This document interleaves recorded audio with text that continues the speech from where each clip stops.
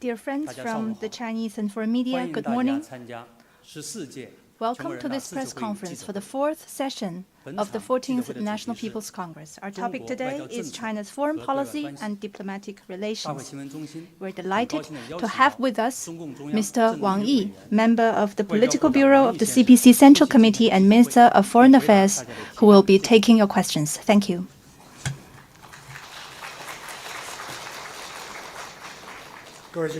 Friends from the media, good morning. I'm very pleased to meet you again. Today is the International Women's Day. Let me start by extending warm greetings to all women on this special day. I also want to take this opportunity to express sincere appreciation to friends from the media and people from various sectors of society for your interest in and support for China's diplomacy. In today's world, changes unseen in a century are unfolding at a faster pace. Transformation and turbulence are intertwined, and wars and conflicts keep flaring up. In today's China, we are forging ahead at full speed in building a great country. Our national rejuvenation is unstoppable, and our country's international influence is rising steadily. Under the strong leadership of the Central Committee of the Communist Party of China, with Comrade Xi Jinping at its core, focusing on the central tasks of the party and the country, and following the guidance of Xi Jinping thought on diplomacy, China's diplomacy firmly safeguards state sovereignty, security and development interests, firmly upholds international rule of law and fairness and justice, firmly opposes all unilateral acts, power politics and bullying, firmly observes and fulfills our international obligations, and firmly stands on the right side of history. As the world's most important force for peace, for stability and for justice, we have full confidence in the future of humanity. We stand ready to work with all like-minded countries to pursue the noble goal of building a community with a shared future for humanity and write new chapters of peace, development, and win-win cooperation for our times. With that, I'm ready to take your questions. Now the floor is open to questions. 第一个问题，请中央广播电视总台康辉先生提问，谢谢。谢谢主持人，王毅外长您好。中央广播电视总台央视记者提问：2025年对于中国特色大国外交来说是极不平凡的一年，而我们也注意到其中元首外交继续发挥着决定性的作用。您能否再具体介绍一下过去一年元首外交取得了哪些重要的成果？同时呢，我们也注意到2026年开年以来，习近平主席以多种形式同多国领导人保持着密切的沟通，所以也很关心在新的一年当中，中国的元首外交还会有哪些新的看点、新的重点？谢谢。China Central Television. 2025 has been a most extraordinary year in China's diplomacy. Could you walk us through what was achieved in the decisive head of state diplomacy in the past year? And we've seen that since 2026, President Xi Jinping has been maintaining close communication with leaders of many countries. So what highlights can we expect this year? Head of state diplomacy is the anchor of China's diplomacy. Navigating the international landscape over the past year, President Xi Jinping charted a course through rough waters with extensive head of state diplomacy, which was captured in a number of historic moments. President Xi had important meetings and carried out strategic communication with world leaders over the past year, pioneering new practices of dialogue and coordination between major countries. He visited Southeast Asia, Russia, Central Asia, and the Republic of Korea, building up the new momentum of good neighborliness and friendship. He hosted the Shanghai Cooperation Organization Summit in Tianjin and the China CELAC Forum, gathering new impetus for the great unity of the Global South. He attended a series of commemorations of the 80th anniversary of the victory of the Chinese People's War of Resistance against Japanese aggression and the World Anti-Fascist War, sounding a new, powerful call for safeguarding peace and justice.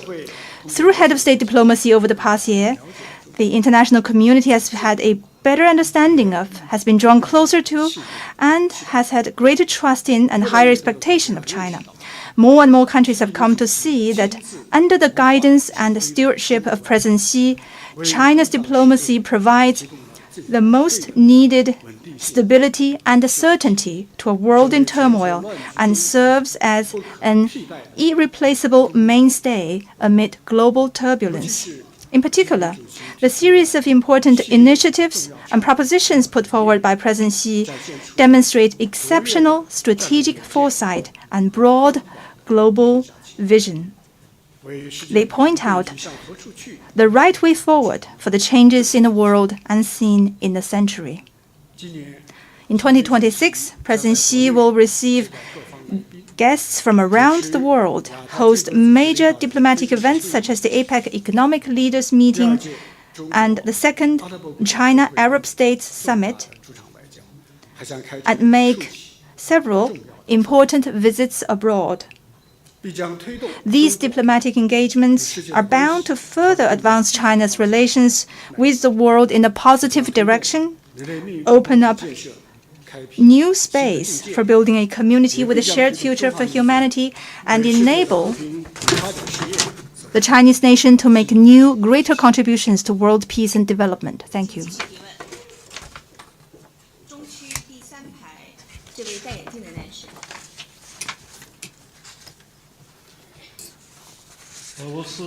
统村市提问：中国多次声明反对蓄意侵犯他国主权和安全的行为。面对复杂国际形势，中俄两个大国如何才能对抗重塑国际法和全球贸易规则的企图？谢谢。Sputnik News Agency. China has stated on many occasions its opposition to the deliberate infringement of other countries' sovereignty and security. Given the complex international situation, how will China and Russia, two major countries, counter the attempts to reshape international law and global trade rules? This year marks the 30th anniversary of the China-Russia Strategic Partnership of Coordination and the 25th anniversary of the China-Russia Treaty of Good Neighborliness and Friendly Cooperation. In a fluid and turbulent world, China-Russia relationship has stood rock solid against all odds. How is that achieved? I think the main reason is that the China-Russia Strategic Partnership of Coordination has been based on equality, respect, and mutual benefit since day one. It embodies the essence of a new type of international relations and represents the direction of a new type of major country relations. China and Russia are strategically independent. We always respect each other's core interests, do not impose the agenda of one on the other, and keep to the principle of non-alliance, non-confrontation, and not targeting any third party. China and Russia share a high degree of political mutual trust. Working back to back lies at the heart of this relationship. And the strong strategic resilience enables it to defy any external instigation or pressure. China and Russia act in close coordination. In major international and regional affairs, China and Russia share the broadest strategic consensus and closest strategic coordination, including defending international rules and order that you asked about.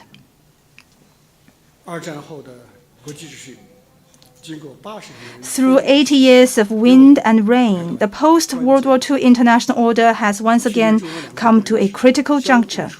Last year, the heads of state of China and Russia attended the commemorations of the victory of the anti-fascist war in each other's countries.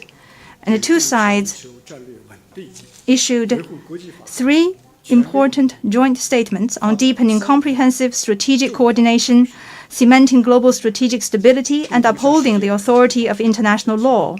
This has sent a clear message to the world about resolutely upholding the correct view of history on World War II, safeguarding the fruits of the victory of the war, and opposing unilateral bullying acts.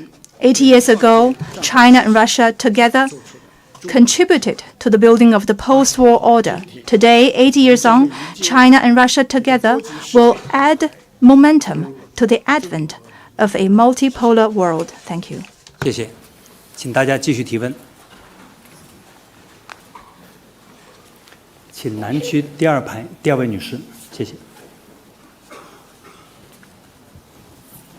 谢谢主持人，我是深圳卫视直新闻的记者。中方宣布，今年11月将在深圳举行亚太经合组织第33次领导人非正式会议。想请问王外长，您期待今年会议将达成哪些重要成果？您如何看待 APEC 对推动亚太合作的作用呢？谢谢。Shenzhen Satellite TV. China has announced that the APEC Economic Leaders Meeting will be held in Shenzhen in November this year. What important outcomes will the meeting deliver, and how do you see the role of APEC in promoting Asia-Pacific cooperation? This is a very timely question. This year is the APEC China year. We will host APEC for the third time. From Shanghai in 2001 and Beijing in 2014, to Shenzhen this year, APEC in the past 25 years has experienced ups and downs in regional cooperation and witnessed China's unwavering commitment to growing together with the Asia-Pacific. To be a good host, China will focus on one central objective throughout the whole year. That is, to translate the goal of building an Asia-Pacific community into action and turn its blueprint into reality. Decades have passed since the concept of Asia-Pacific community was first put forward. The idea must not stay on paper or remain just a vision. We hope to find an answer in Shenzhen, an answer that delivers broad consensus, clear priorities, and workable steps, so that people in the region can associate with and get into action in building an Asia-Pacific community. Through intensive communication with all parties, we have decided on this year's APEC theme. That is, building an Asia-Pacific community to prosper together. APEC Shenzhen will focus on the three priorities of openness, innovation, and cooperation, and once again chart the course and rally strength for Asia-Pacific cooperation at the crossroads. We will construct the main pillars of an Asia-Pacific community, align different pathways toward the free trade area of the Asia-Pacific, make appropriate arrangements for regional connectivity, and vigorously promote the transformation toward digital, smart, and green development. Throughout the year, the Chinese side will host over 300 events in cities across the country, with the participation of multiple Chinese provinces and municipalities. All APEC member economies will have the opportunity to contribute. Shenzhen is an important window on China's reform and opening up, a brilliant showcase of socialism with Chinese characteristics, and a frontier of innovation in the Guangdong-Hong Kong-Macau Greater Bay Area. We stand ready to work with all sides to promote a restart from APEC Shenzhen toward the goal of an Asia-Pacific community. Thank you.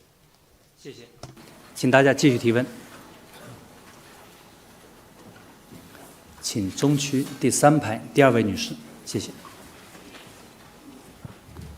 谢谢，我是凤凰卫视、凤凰网、凤凰秀的记者。我们注意到，近期呢，美国和以色列再次对伊朗发起军事打击。那目前冲突已经蔓延到整个的中东地区。想请问中方如何看待当前的伊朗局势？对于解决伊朗问题有什么主张？谢谢。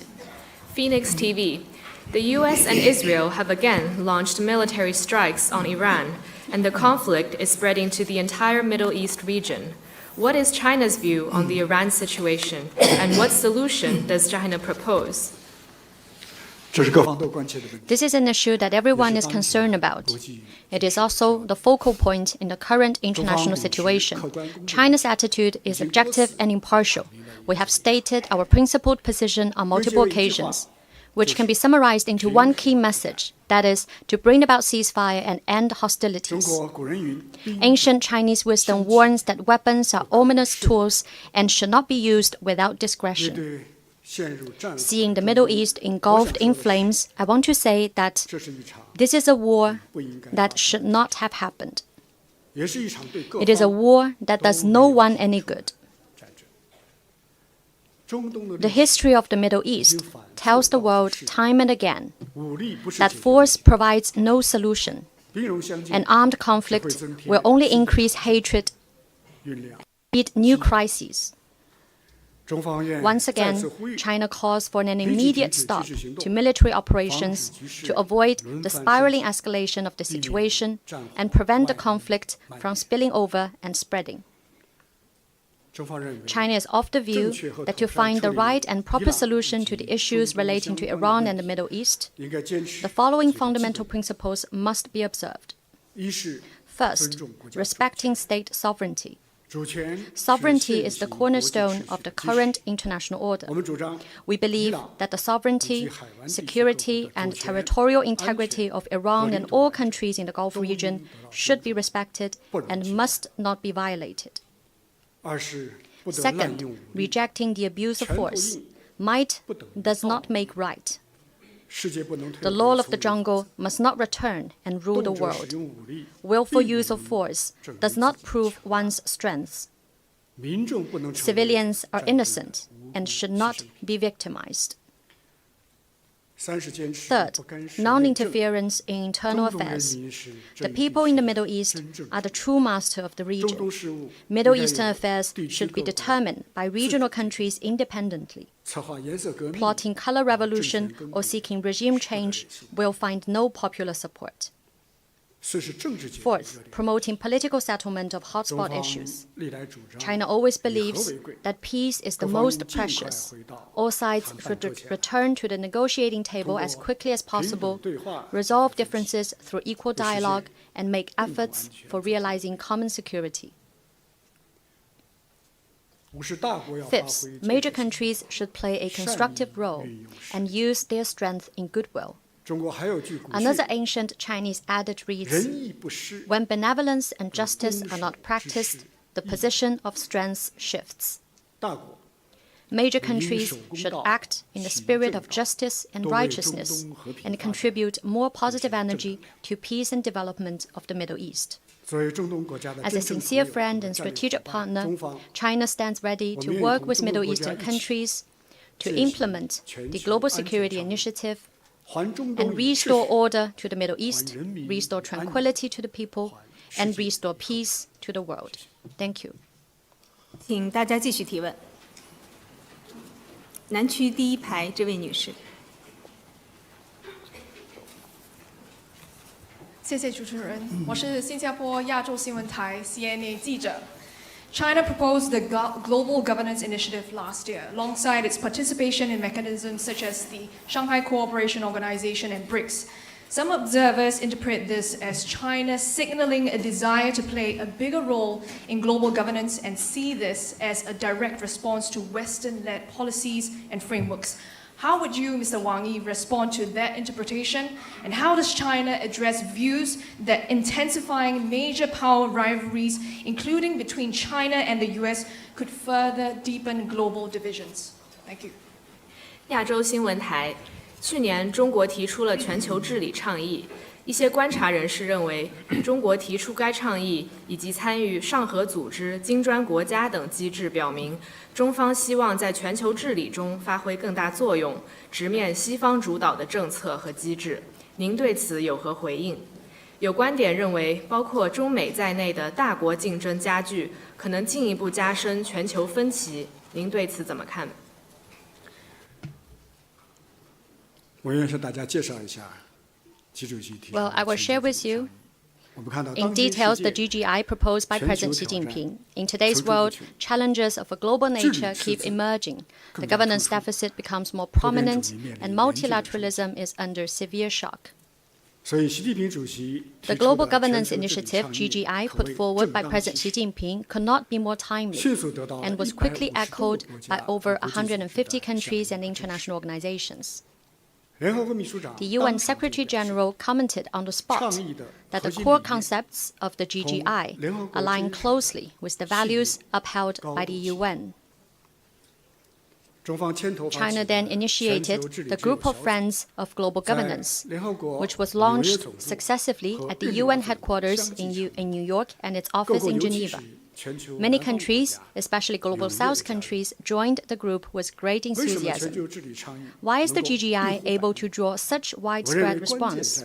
I believe the key lies in the 5 major principles advocated by the GGI, namely sovereign equality, international rule of law, multilateralism, a people-centered approach, and real actions. They meet the common expectations of the international community and reflect the shared aspirations of people from all countries. The most explicit message of the GGI is that the leading status of the UN must be upheld, not challenged. The central role of the UN must be strengthened, not weakened. The UN is not perfect, but without the UN, the world would only be worse. Creating parallel structures outside the UN, or worse still, putting together various exclusive blocs and circles, is unpopular and unsustainable. The most unequivocal requirement of the GGI is that the UN must keep pace with the times, improve its governance system through reform, and adapt to the evolving international situation and the changing dynamics in the global balance of power in the 21st century. In particular, it should increase the voice and representation of countries of the Global South and better reflect the legitimate demands of developing countries. The goal is to build a more just and equitable global governance system. China is a founding member of the UN and a staunch defender of its cause. As the largest developing country, China is more conscious of the ardent expectations of Global South countries. Both the Shanghai Cooperation Organization and the BRICS, which China took part in building, take abiding by the UN Charter as their primary guideline. And both are exploring and accumulating useful experience for reforming and improving global governance. China calls on more countries to participate in and support the GGI and work together to revitalize the UN, defend the UN, and make the UN stronger. Thank you. 继续提问，请北区第3排第1位男士。Thank you. With CNN. Mr. Foreign Minister, as you know, since Donald Trump's return to the White House, U.S.-China relations have been tumultuous, so his planned visit to Beijing later this month has been highly anticipated. Given this, how will the ongoing U.S.-Israeli strikes on Iran affect this trip? And also, ahead of this trip, he seems to be pursuing a détente with China. Notably, he did not mention China directly even once in his latest State of the Union address. So there are concerns in Washington that he might make concessions to China on issues such as Taiwan during the visit because of his focus on reaching trade and commercial deals. How would you respond to this view, and what does China want out of this visit, and what are your expectations of bilateral ties after the visit? 所以王院长您好，我是美国有线电视新闻网的记者。你也知道，特朗普总统重返白宫之后呢，美中两国关系是跌宕起伏，所以他本月底的访华是引起了全球的高度关注。那么现在美国和以色列联手对伊朗发起军事打击，这个会给他这次访华带来什么影响或变数吗？那么与此同时，在他访华前夕，他似乎寻求保持两国关系的一种缓和状态，包括在最新的国情咨文中是罕见的对中国是几乎只字未提。所以华盛顿就有人担心，他在访华期间会不会因为致力于要与中方达成经贸商业方面的协议，在其他问题上，包括台湾问题上，对中方做出让步？所以您对此有何回应？那么中方对他的这次访华以及接下来两国关系的走向有什么判断和期望呢？谢谢。你把我们翻译的工作都替代了。You have done all interpreters' work. 而且提的问题很长。And that's a long question. So that's a well thought out one. 越来越多。And 中美关系总是要回答的。I would like to say that we should 中美关系牵动各方，影响 have an answer on China-US relations because it is one of far-reaching and global implications. Turning our backs on each other would only lead to mutual misperception and miscalculation. Sliding into conflict or confrontation could drag the whole world down. China and the US are both big countries. Neither side can remodel the other, but we can choose how we want to engage. That is, to commit to a spirit of mutual respect, to hold the bottom line of peaceful coexistence, and to strive for the prospect of win-win cooperation. That's what serves the interests of Chinese and American peoples, and that's also the expectation of the international community. It is heartening to see that the presidents of the two countries have led by example. By maintaining good interactions at the top level, they have provided important strategic safeguard for the China-US relationship to improve and move forward. And they have brought the relationship back on an even keel after the ups and downs. This year is indeed a big year for China-US relations. The agenda of high-level exchanges is already on the table. What the two sides need to do now is to make thorough preparations accordingly, create a suitable environment, manage the risks that do exist, and remove unnecessary disruptions. China is always committed and open. It is critical that the US work in the same direction. I believe that when the two sides treat each other with sincerity and good faith, we will be able to lengthen the list of cooperation and shorten the list of problems. We will be able to, under the strategic guidance of the two presidents, produce results satisfactory to both peoples, achieve consensus welcomed by the whole world, and make 2026 a landmark year of sound, steady, and sustainable development of China-US relations. Thank you. 请继续提问。请南区第二排这位巴基斯坦的记者提。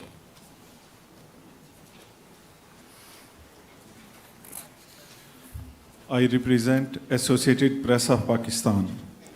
China's neighborhood has not been tranquil last year as several countries experienced change of government and tension and dispute between regional countries were on the rise.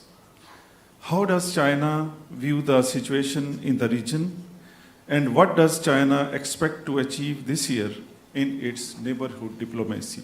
Thank you. 巴基斯坦联合通讯社，我们注意到去年中国周边环境并不太平，多国政局出现变化，地区国家间矛盾争端有所增多。中方如何看待周边形势？对今年周边外交有何展望？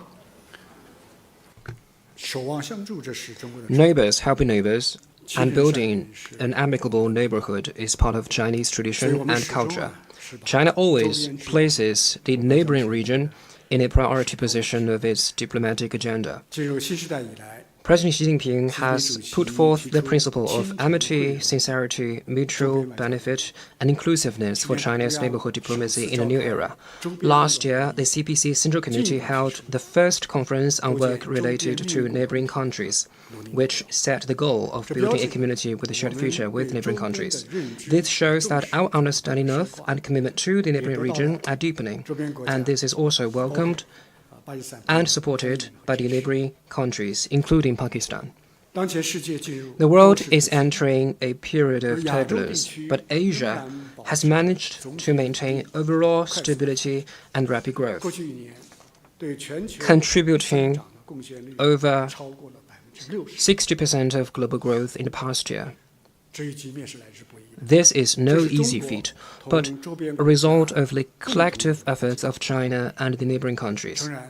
Surely, there are often political changes within countries in the region, and complex, sensitive issues left from history still exist between countries. But the underlying character of good neighborliness and friendship remains unchanged, and the prevailing trend of win-win cooperation remains unchanged.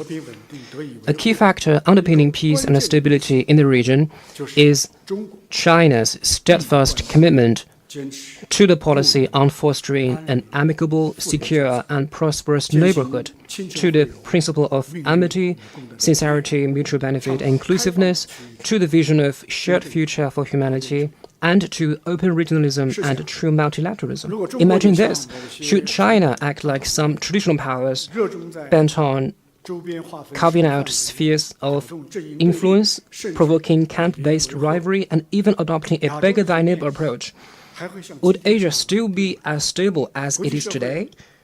Would the international community still be able to benefit from the development opportunities of Asia?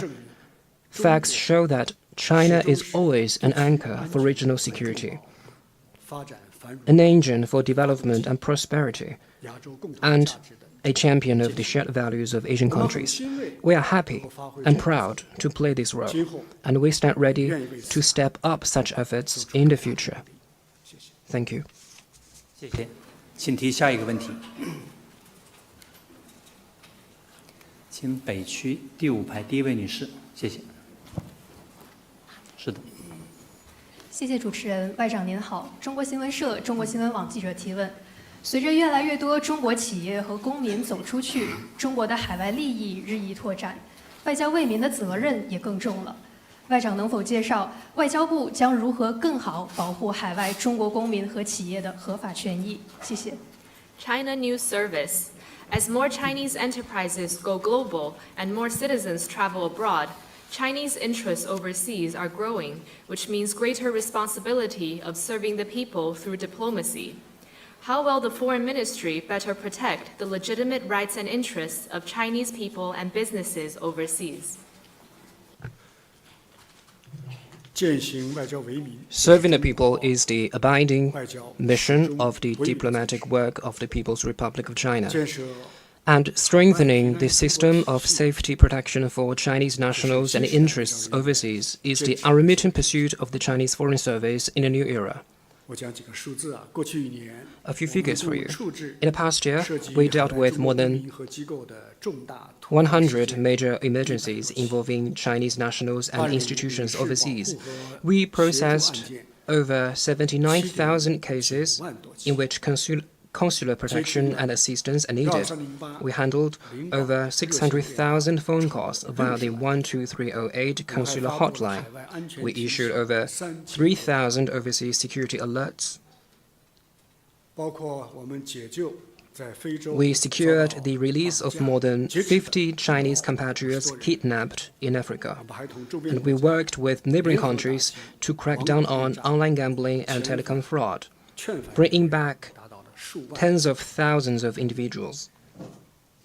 In the past year, we firmly protected the legitimate and lawful rights and interests of Chinese companies abroad, and we urged governments of host countries to protect the safety of Chinese personnel and projects. At the same time, we resolutely countered unwarranted suppression targeting Chinese companies and helped them strengthen risk preparedness and the ability to defend their interests through legal means. Our diplomats are posted everywhere in the globe, and they have a strong sense of mission. Some of them are stationed for years in regions affected by conflicts and turmoil. Some are exposed to a high risk of diseases every day. And some even work and live in modified shipping containers or at high altitudes with severely thin air, but they fulfill their duties with no complaint or regret. As we speak, our embassies and consulates in Iran and other Gulf states are working hard to ensure the evacuation and safety of Chinese nationals. Let me put it this way. Where there is the Chinese flag flying, there are Chinese diplomats on duty.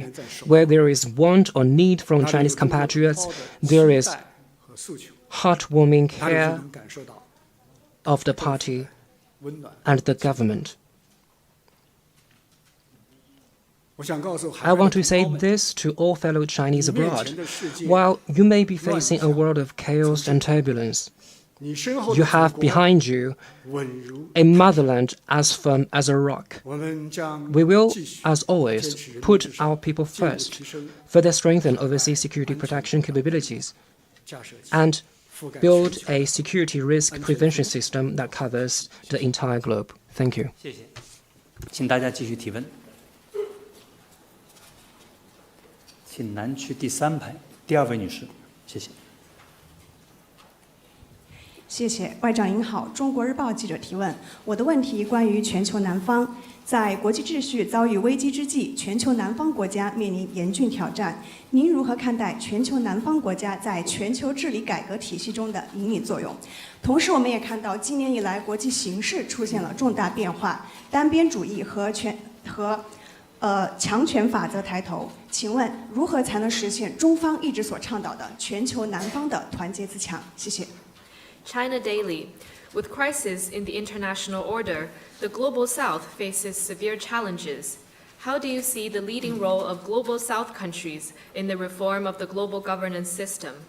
And in a year marked by major transformation in the international landscape, the rise of unilateralism and the law of the strongest, how can the Global South realize the strength through unity that China has been promoting?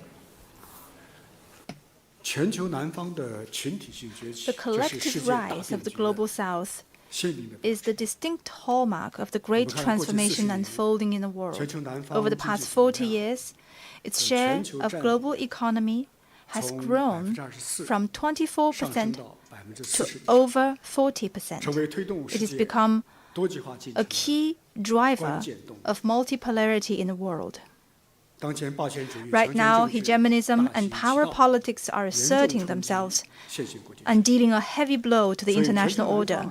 The Global South countries should increase communication and coordination, jointly defend our legitimate rights and interests, and work together to expand the space for independent development.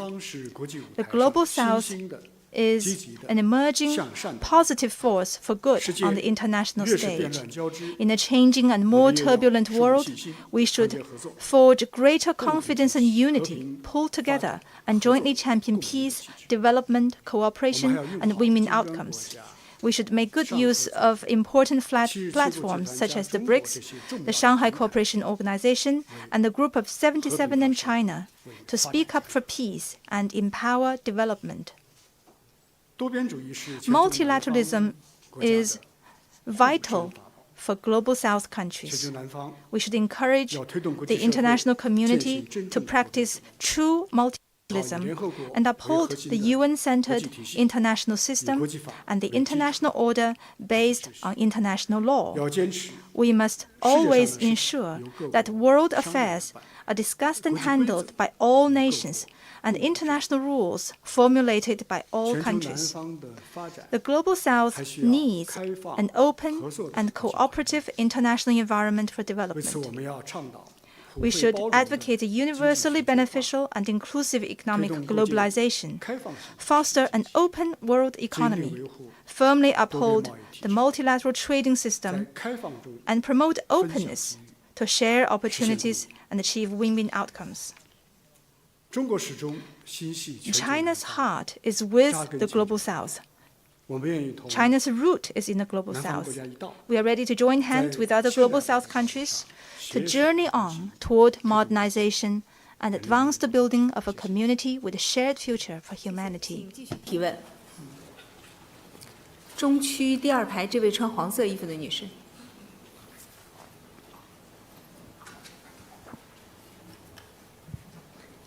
Good morning, Efe from Spain.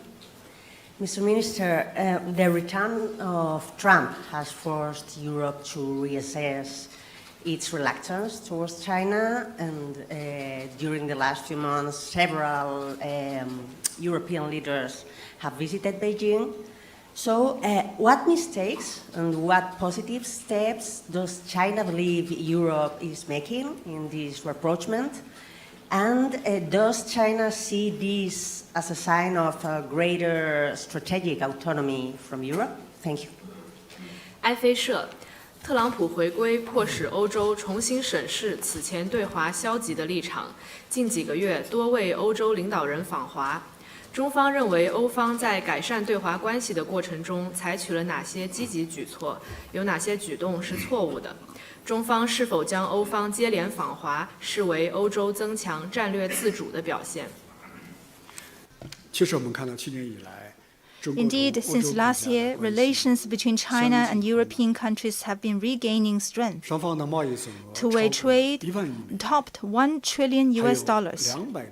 Over 2 million European tourists traveled here under visa-free policies. And on top of that, European leaders paid a number of visits. Interactions are getting closer.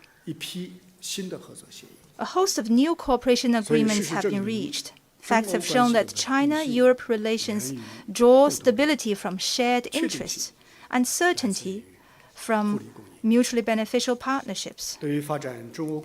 China has a clear stance on developing relations with Europe. We consistently believe that Europe should naturally be a pole in the multipolar world, that Europe is an important force underpinning the stability of the international order, and that Europe is a key partner for China in our modernization.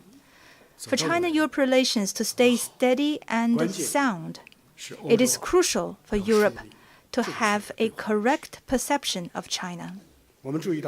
We are witnessing a growing consensus among wise minds in Europe that China is not a competitor, but a global partner. This is especially true among young people. They are looking at China in a more objective and positive way. In trade and economic ties, China and Europe are mutually complementary.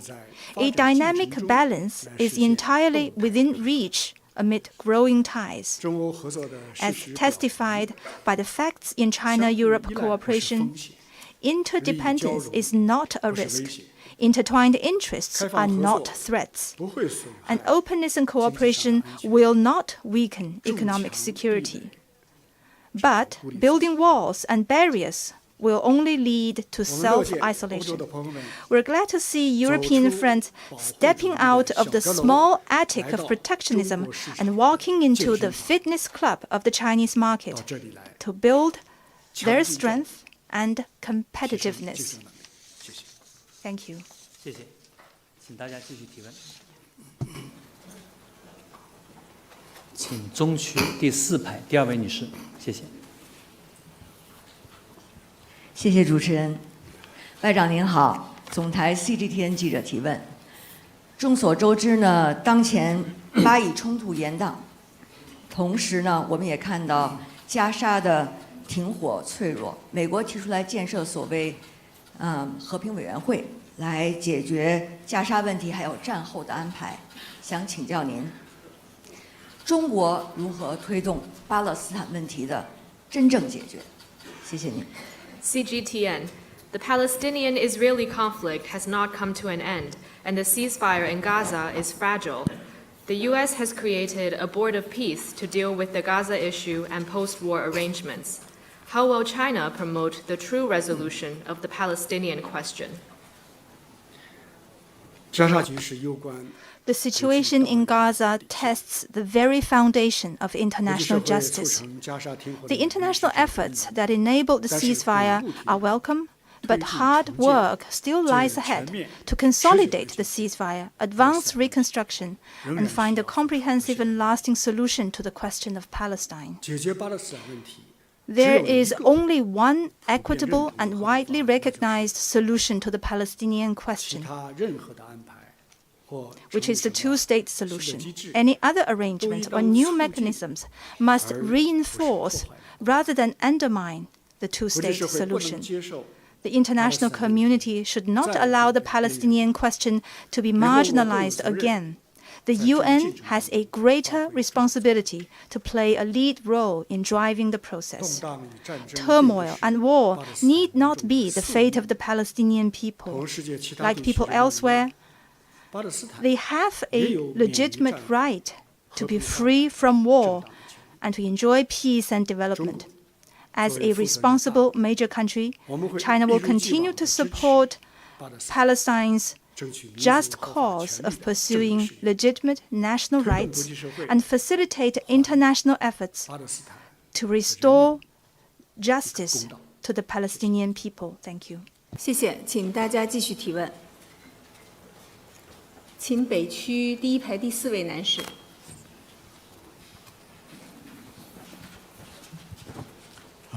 Thank you, NBC. Respected Minister Wang Yi, you have spoken of China-U.S. ties as most consequential relationship over time, with strategic choices that will shape world history. So, given all the happenings, would China accept the J2 format cited by some, including President Trump himself, as a framework for China and the U.S. to shoulder joint responsibility in addressing global challenges? If not, what alternative framework would you propose that will prevent confrontation with the United States and assure the world that China's rise is not aimed at overturning the existing international system? Thank you. 美国全国广播公司您曾表示，中美关系是当今世界最重要的双边关系之一，中美两国的战略选择影响世界历史的演进方向。中方是否接受包括特朗普总统本人在内的人提出中美共治的框架，共担责任，应对全球性挑战？如果不接受，中方将提出何种替代方案来避免中美对抗，并且让世界确信崛起后的中国无意推翻当前国际体系。There is no doubt that China and the US have a significant impact on the world, but we should not forget there are more than 190 countries on our planet. World history has always been written by many countries together, and the future of humanity will be forged through the collective efforts of all nations. Diversity is the inherent nature of human society. And multipolarity is what the international landscape should look like. Looking back in history, great power rivalry and bloc confrontation have invariably inflicted disaster and pain on humanity. Therefore, China will never take the beaten path of seeking hegemony as its strength grows, nor do we subscribe to the logic that the world can be run by major countries. China has inscribed in its constitution that it follows an independent foreign policy and is committed to pursuing a path of peaceful development. Chinese leaders have often declared to the world that no matter how the international situation evolves and how strong China becomes, it will never seek hegemony or expansion. As for how the international landscape should evolve, China's proposal is to build an equal and orderly multipolar world. Equal means every nation, regardless of size or strength, is an equal member of the international community and can find its place and play its role in a multipolar world. Orderly means all countries should uphold the widely recognized international rules, namely the purposes and principles of the UN Charter and the basic norms of international relations. Building an equal and orderly multipolar world should be the common responsibility of all countries. with more resources and capabilities. Major countries should be more generous, shoulder more responsibilities, and set an example of observing rules, honoring commitments, and upholding international law. China will continue to play a constructive role in reforming global governance and work with all countries toward a multipolar world. Thank you. 请大家继续提问。中区第一排这位男士。大家好，我叫毛卢 with 真实巴西。Good morning, Mr. Minister. I'm Mauro from Brasil de Fato.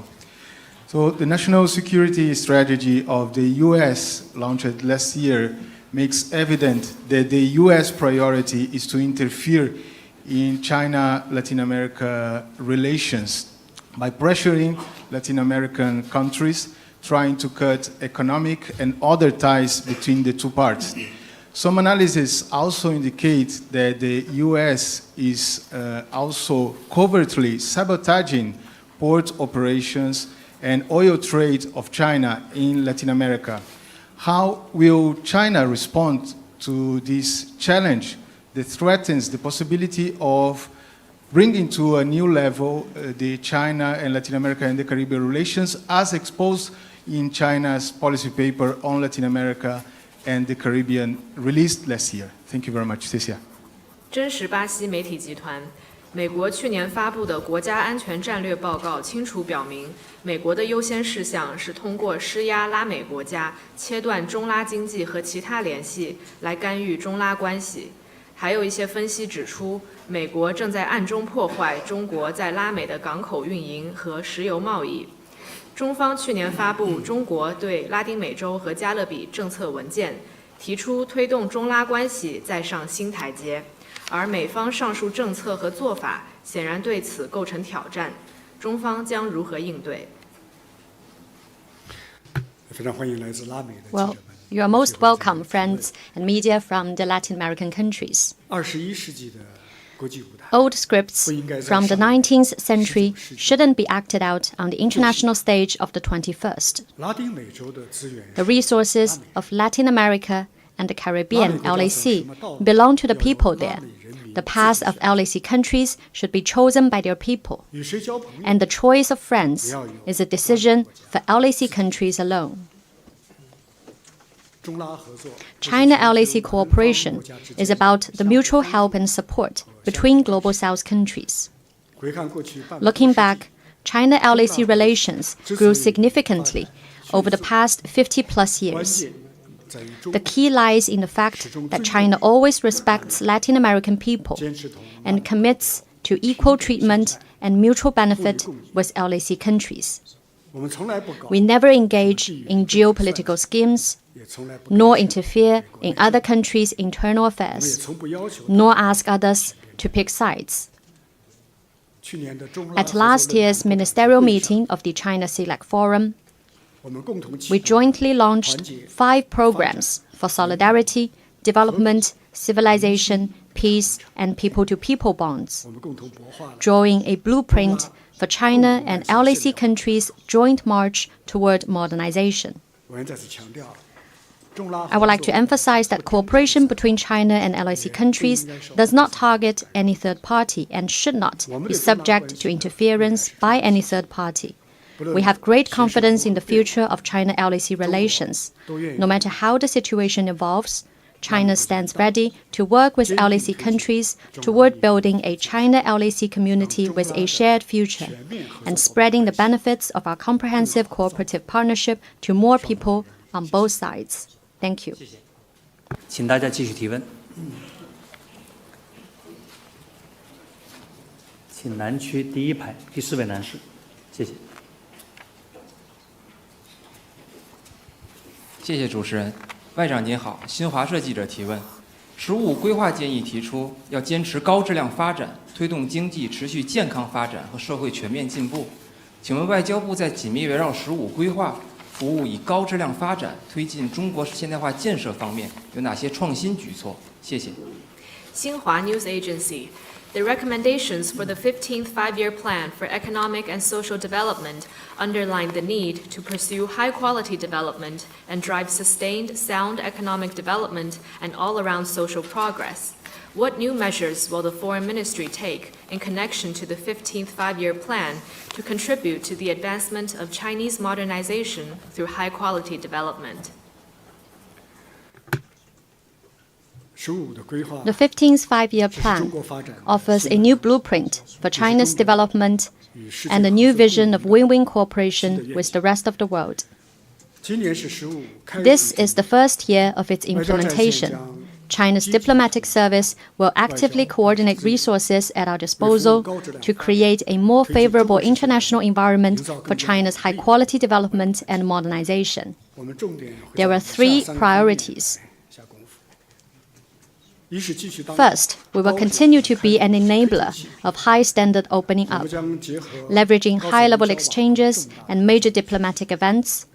We will continue to facilitate high-quality development of the Belt and Road Initiative, expand the network of high-standard free trade areas, keep industrial and supply chains stable and smooth, and secure a fair, open, and non-discriminatory environment for Chinese companies operating abroad.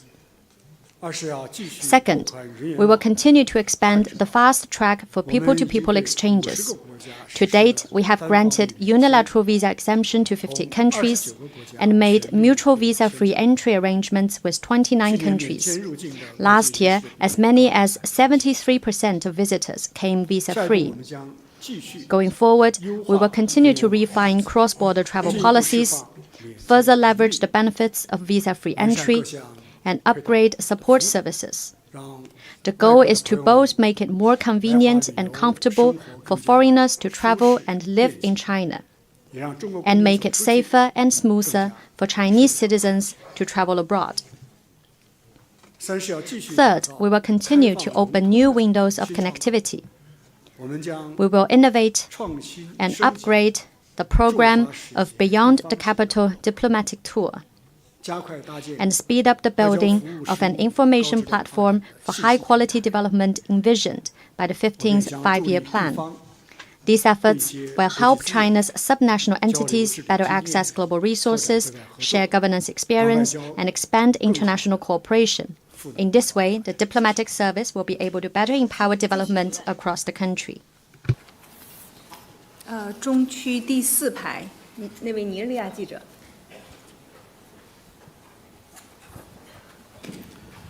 Mr. Minister, my name is Fortune Abang from the News Agency of Nigeria.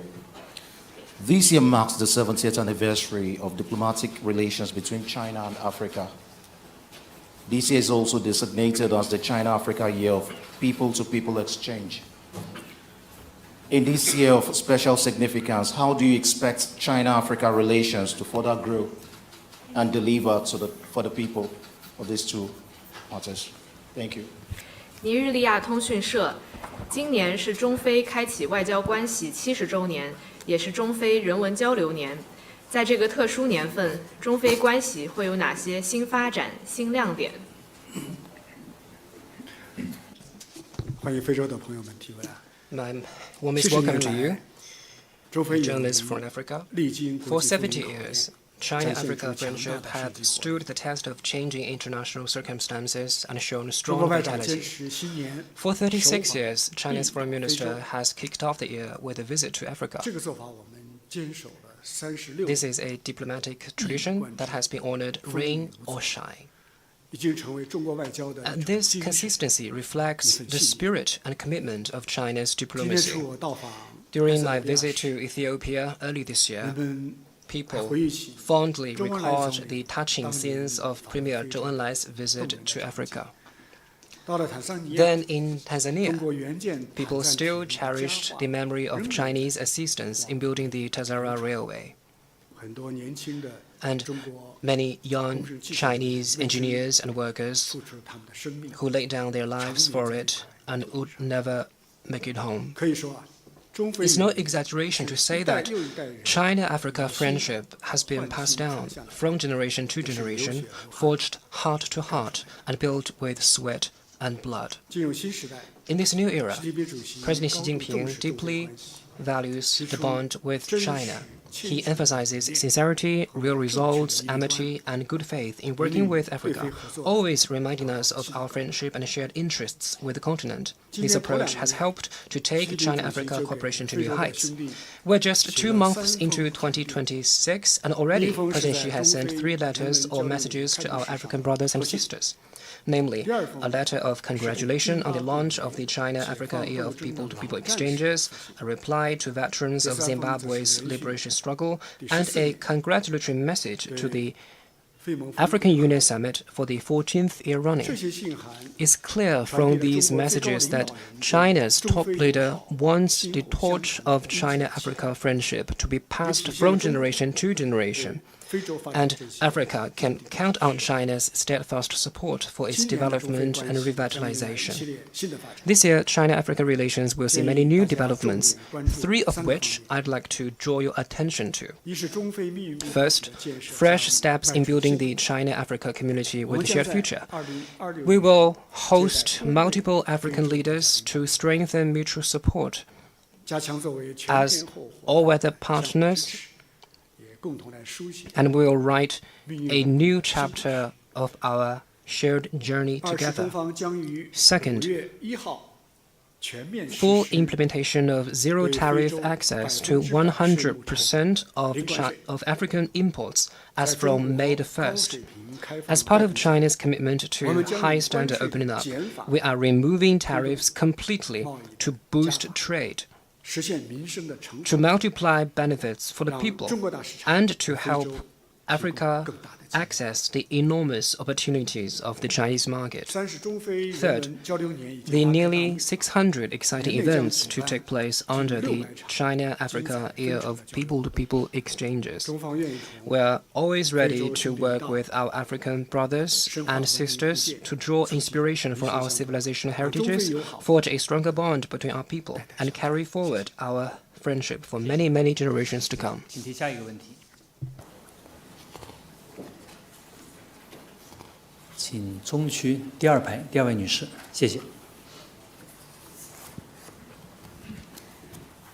谢谢主持人。王外长您好，人民日报记者提问，请问王外长，面对逆全球化抬头，中国将如何抵制保护主义，同世界更好分享发展机遇，引领全球经济持续稳定增长？谢谢。People's Daily, faced with the backlash against globalization, how will China resist protectionism, better share opportunities with the world, and lead the sustained and steady growth of the world economy? The world economy is facing headwinds, and globalization is suffering a backlash. We're seeing that a certain country is erecting tariff barriers and pushing economic and technological decoupling. This is no different from using kindling to put out a fire. You will only get burned. President Xi has reminded everybody that it's impossible to channel the vast ocean of the global economy back into isolated lakes. It just runs counter to the tide of history. Pursuing protectionism is akin to locking oneself in a dark room. It may keep out wind and rain, but it also shuts out light and air. The problems facing economic globalization can only be addressed through more sustainable development and more equitable and effective governance. To this end, President Xi has called for promoting an economic globalization that is universally beneficial and inclusive. The goal is to make the pie of economic globalization bigger and, more importantly, divide it more fairly. The principle is to leave no country behind and halt the widening wealth gap. The pathway is to encourage countries to draw on each other's strengths and share opportunities through economic openness, and pursue common development and mutual success through convergent interests. China not only talks the talk, but walks the walk. Over the past 5 years, its economy has grown at an average annual rate of 5.4%, accounting for around 30% of global growth. greater than the contribution of the G7 combined. Looking ahead, China is the world's largest potential consumer market and the biggest emerging economy, underpinned by better conditions supporting a positive long-term outlook and a stronger trend of sustainable growth. China will remain the most stable engine of the global economy. A country's greatness lies in serving the greater good. China will expand high standard opening up, not only as the world's factory, but also the world's market.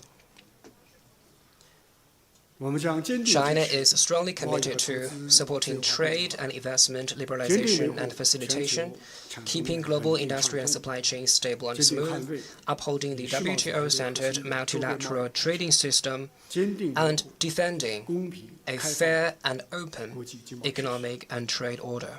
The world can count on China to deliver new contributions to strong and sustainable global growth. Thank you. 继续提问。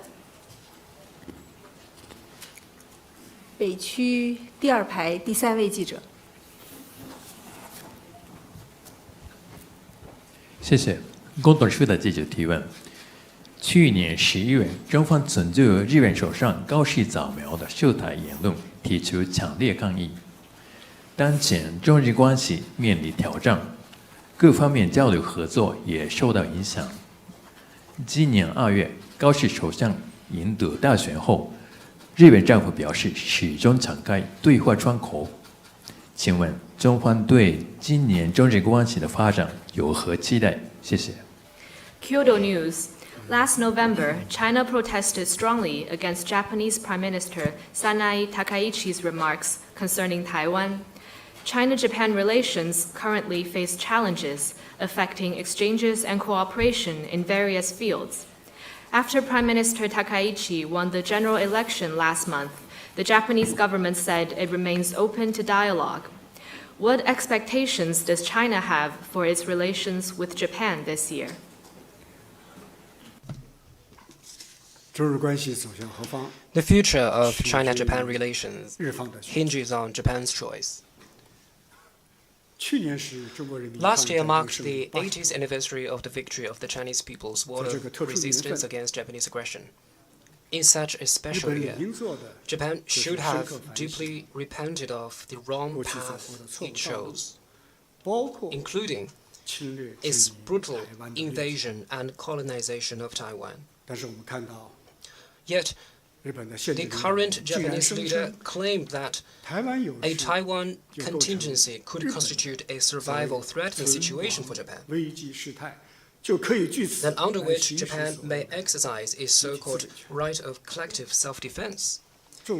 It's well known that the right of self-defense shall be invoked only when a country has come under armed attack.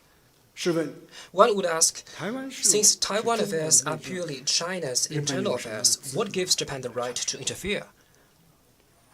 Why is Japan entitled to invoke self-defense if anything happens in China's Taiwan region?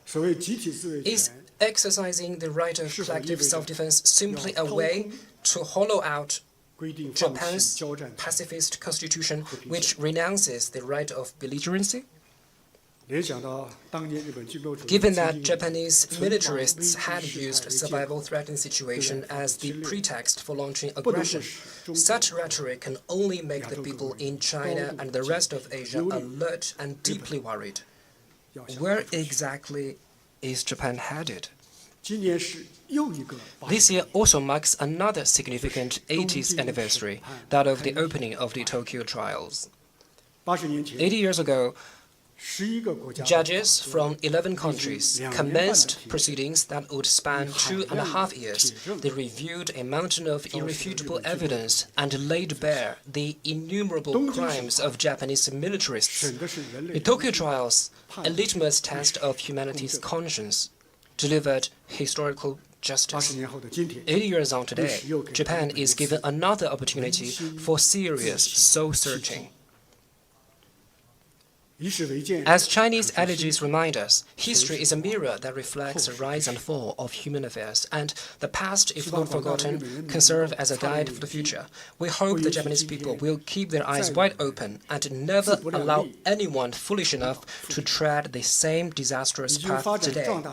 A strong China with 1.4 billion people will never allow anyone to justify colonialism or reverse history's verdict on aggression. Thank you. 大家继续提问，请南区第3排这位女士。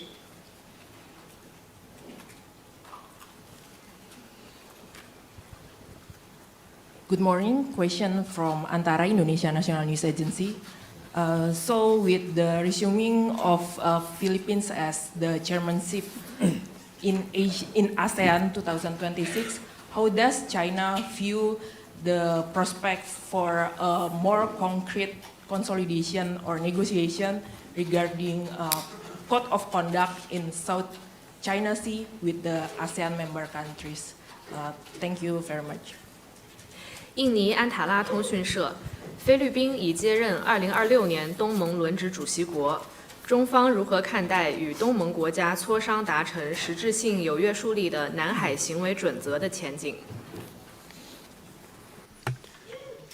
The South China Sea is home to the world's busiest, safest, and freest shipping lanes.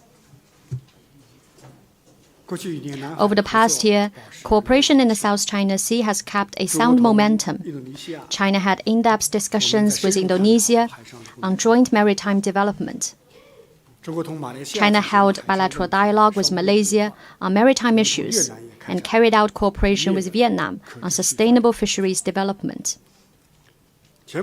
Just recently, Chinese Coast Guard successfully rescued over a dozen Filipino crewmen distressed at sea. All these are ample proof that peace, cooperation, and friendship should be the new narrative of the South China Sea. Making waves wins no hearts, and fomenting trouble finds no takers.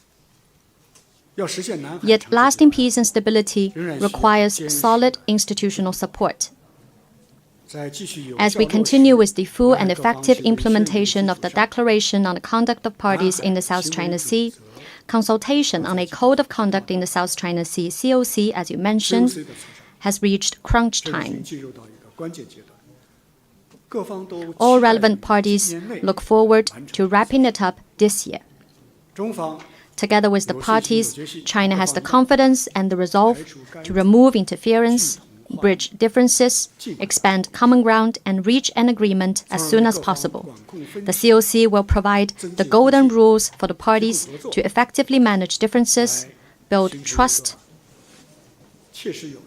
and advance cooperation.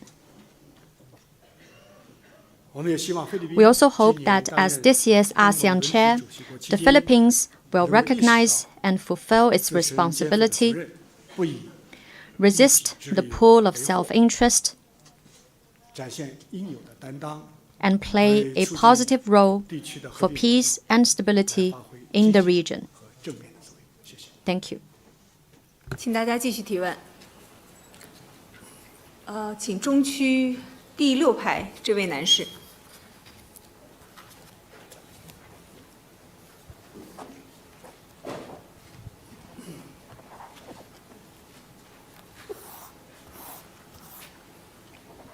你好, Mr. Minister. India-China relations are now looking up and on the course of normalization. India is also set to host BRICS Summit this year. And how does China view where the relations currently stand and look at their progress and their future trajectory in the current state of very volatile global situation? Thank you. 印中关系如今步入正常化轨道，今年印度担任金砖主席国，中方如何看待两国关系的现状、改善进展和未来走向？ In August last year, President Xi Jinping and Prime Minister Narendra Modi had a successful meeting in Tianjin. Building on the fresh start enabled by the Kazan meeting in 2024, it brought about further improvement in China-India relations. Both sides are earnestly implementing the important understandings of our leaders. We are heartened to see re-energized interactions at all levels, a new record in bilateral trade, and closer people-to-people exchanges. All this has brought tangible benefits to the two peoples. As each other's important neighbors and members of the Global South, China and India enjoy profound civilizational ties and share extensive common interests. Mutual trust and cooperation is beneficial to the development of the two countries, while division and confrontation is detrimental to the rejuvenation of Asia. The two sides should follow the direction set by our leaders, remove interference, and advance toward the same goals. First, we must maintain the correct strategic perception of each other as partner rather than rival, an opportunity instead of threat. Second, we must uphold good neighborliness and friendship, and jointly safeguard peace and stability in the border areas. Third, we must focus on development, which is the biggest common denominator of our two countries, and produce more visible outcomes of practical cooperation. Fourth, we must step up to the plate and support each other's BRICS presidency over the next 2 years.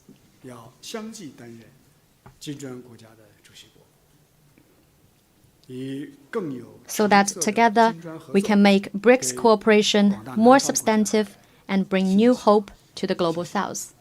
Thank you. 请提下一个问题。请北区第一排第二位女士，谢谢。谢谢主持人。中评社记者提问，外长您好，我们注意到近段时间以来，赖清德当局反复地声称台湾是主权独立的国家，台湾问题不是中国内政。同时，我们也看到台湾问题和台海局势，不断的升温，解放军的这个台海军演也越来越靠近台湾。所以想请问外长，您如何评估在台海发生这个就是擦枪走火的这样的一个风险，以及中方是否设定了这个两岸统一的时间表和路线图？谢谢。China Review News Agency. The Lai-Ching-te authorities have been claiming that Taiwan is a sovereign independent country and that the Taiwan question is not China's internal affairs. The Taiwan question and the cross-strait situation have become more heated, and the PLA's drills are getting closer to the island. What do you make of the risk of conflict breaking out in the region, and does China have a timetable and roadmap for reunification?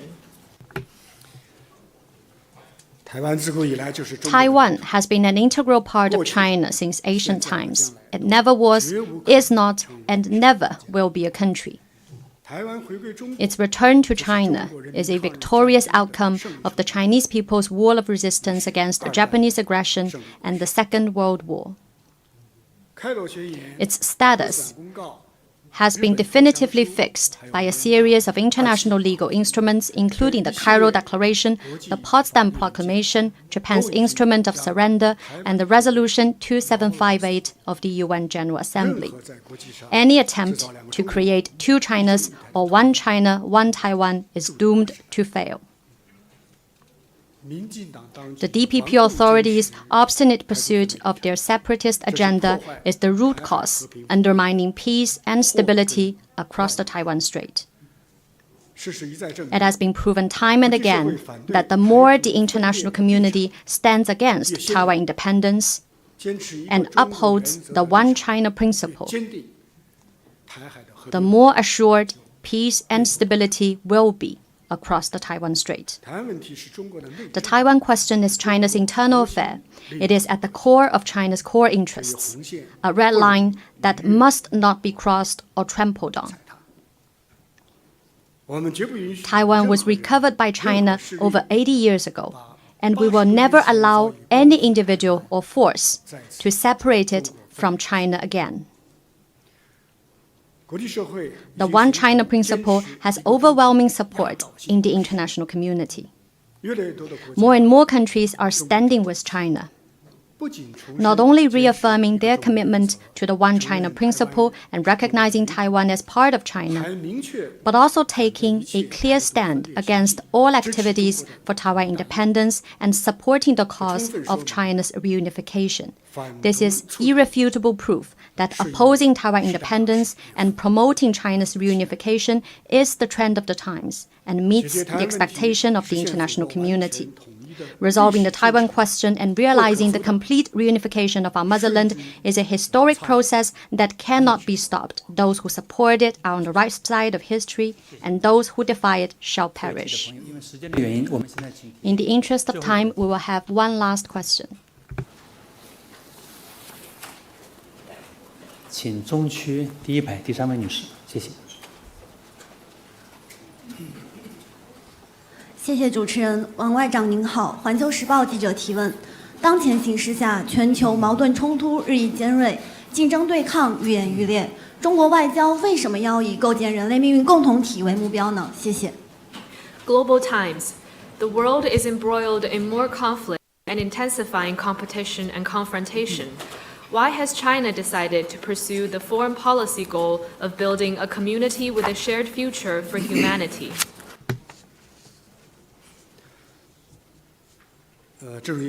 You're right in saying that humanity finds itself in an era fraught with challenges.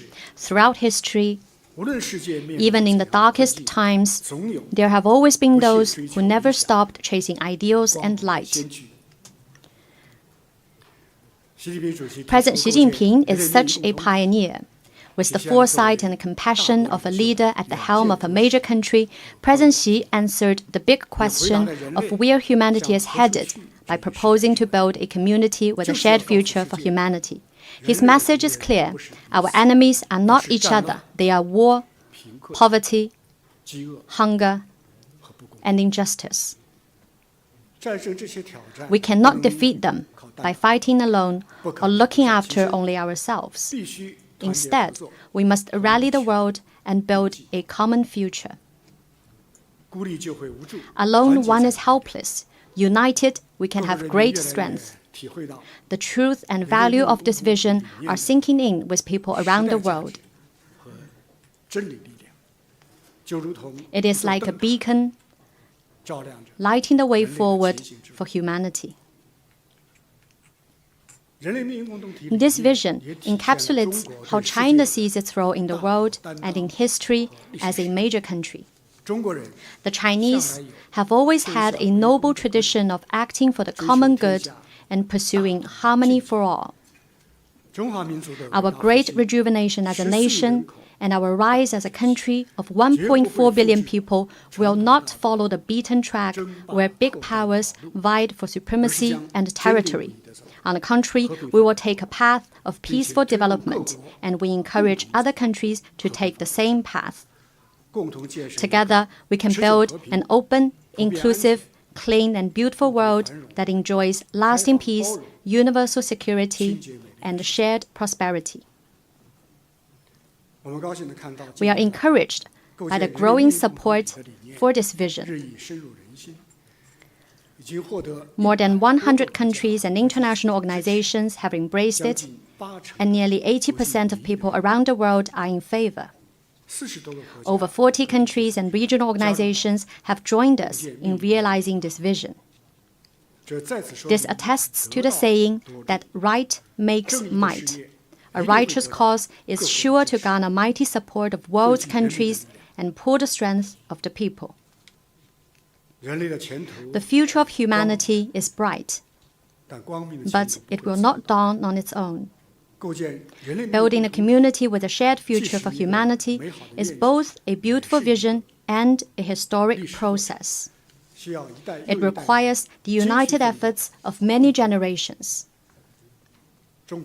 China will press ahead with conviction and concrete steps and work with any and all to make it a reality.